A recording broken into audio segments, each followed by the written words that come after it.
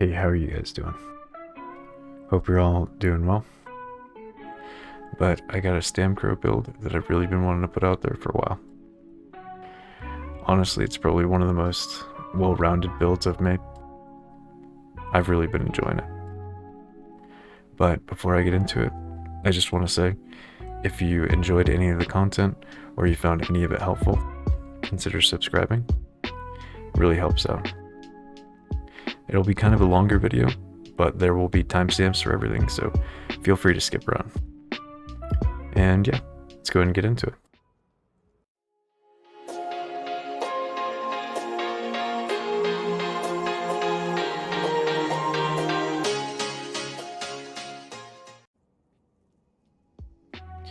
Okay, first things first. I'm going to go ahead and put the buffed up stats on the screen. You can pause the video, take a look at that if you want to. Next up, the attributes. We have a lot of sources of straight health, Necro, set bonuses, the food we run. So we get a lot of health from other sources, so I just put everything in stamina. The race. I'm currently using Wood Elf on this. The reason I'm using Wood Elf, the sets that I'm using, they end up being a little bit light on pen. I like the pen we get from that. The disease resistance is actually really good because of how many stam decays you see. But the important part is the recovery. We really need that stamina recovery. And the straight up normal movement speed, I find ends up being a little bit better than, say, something like Orc, where it just gives you sprint speed. Normal movement speed helps you stay on target when you're trying to dizzy somebody, because we do use dizzy in this build. But I think Wood Elf is very underrated. It's a very good race. The food. We use Orzorga's Trifle, Triple Pocket, however you say it. Trifle Pocket. It's very cheap. Gives max health and stamina recovery. A lot of both of those. Very good food. Especially because we're Vamp, we don't need the health recovery from other options. Lets us just put all our points in stamina.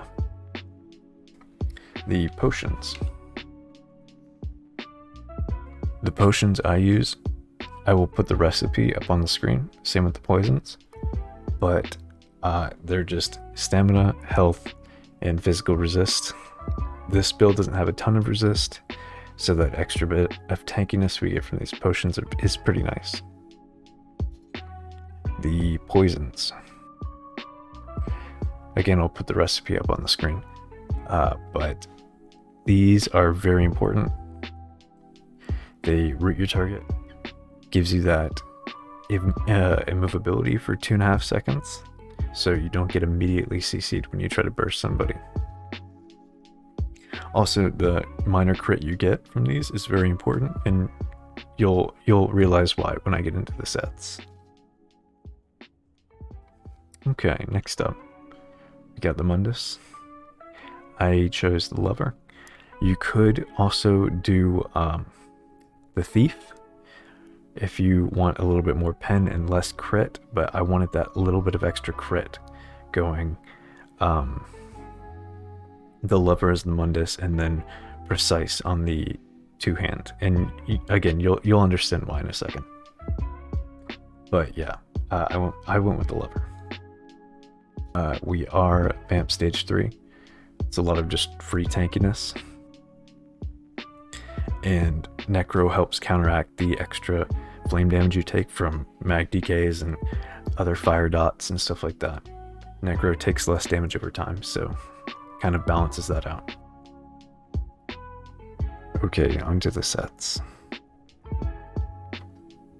First, I want to start off by saying this is a 2 heavy, 4 medium, 1 light build.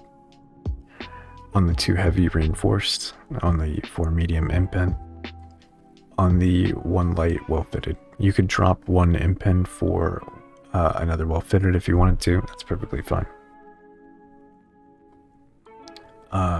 On the big pieces, tri-stack glyphs. On the small pieces, stamina glyphs.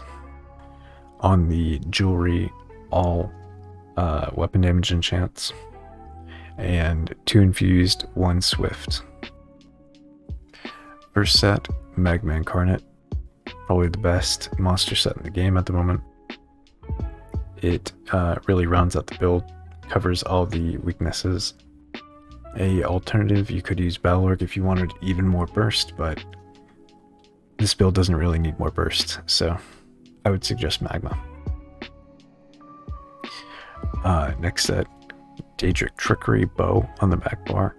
I prefer infused. You could also use powered if you wanted more survivability, but I go with the bow so I can keep getting those buffs while I'm light weaving my abilities on the back bar, and also easy access to major expedition. I run it on the bow, the bracers, the pants, and the boots. Next set, Calorion. I use Precise on the Greatsword. You could also use Precise on a Maul. That's perfectly fine. It's just a bit more healing this way. And then I go with the Lover Mundus to maintain a decent amount of pen. Calorion is kind of overtuned right now. It is very strong. I've gotten upwards of 9-10k procs in PvP. And as long as you have enough crit to consistently proc it, it is a very good set. Hence the crit stacking with the crit poisons and the precise on the weapon. And with all that, you get a decent amount of crit. So yeah, very good. Next set. Since we use a front bar and a back bar set, leaves us open to running trainee and a mythic. Heavy trainee with reinforced on the chest, and then mark and ring for the mythic with swift on it. I think Markin's probably a no-brainer for this setup. We don't need the speed from Wild Hunt. We can't use Malakath because we're stacking crit. And we don't need the extra stats from Death Dealers. And for Calorion, I just run that on the Greatsword, the ring, necklace, and the belt. Onto the skills. For the front bar, we got Vigor, Rally, Dizzy, Executioner, Camo Hunter, and Dawnbreaker. For the back bar, we got Mortal Coil, Summoner's Armor, Blighted Blast Bones, Spirit Guardian, Channeled Acceleration, and Temporal Guard. A few different skill options you could do. I know everyone does not like running Vigor on the front bar. Most people like it on the back bar. But I like it on the front because it snapshots your stats. You end up getting more healing if you put it on your front bar with more weapon damage. But for most people, you could swap it with Mortal Coil. And you could have Mortal Coil on the front bar and then Vigor on the back bar. So you end up getting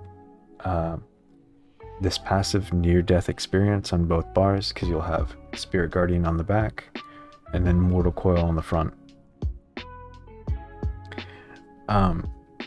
For using a bow, I wouldn't recommend putting Blast Bones on the front. You could, if you really wanted to, you could end up swapping Blast Bones for Mortal Coil if you can't get used to it, but having Blast Bones on the back gives you a reason to light weave every few seconds to get that infused proc on your bow and maintain those trickery procs. It might take some getting used to, but it's definitely, in my opinion, the better way to play this build. Channel Acceleration. The reason why I go with this over Race Against Time is better, but it's a lot more buffing, and my mag can't really sustain Race Against Time unless I go with tri-potions. So I'd have to drop the armor I get from my potions to run Race Against Time, and I'd have to use more global cooldowns on buffing up. But you could run Race Against Time if you're willing to change those things up. And Temporal Guard. You can honestly run whatever you want here, it doesn't matter. You could run Rezal, you could run Goliath, you could run Colossus if you want. It really doesn't matter, you can run whatever. It's completely open to you. And yeah, I think that's about all you could change. Moving on to the CP.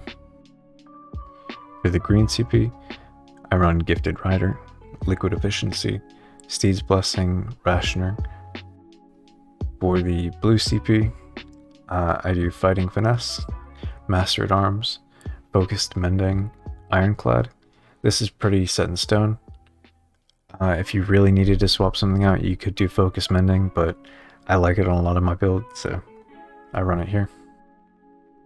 For the red CP, Celerity, Slippery, Fortified, Pain's Refuge.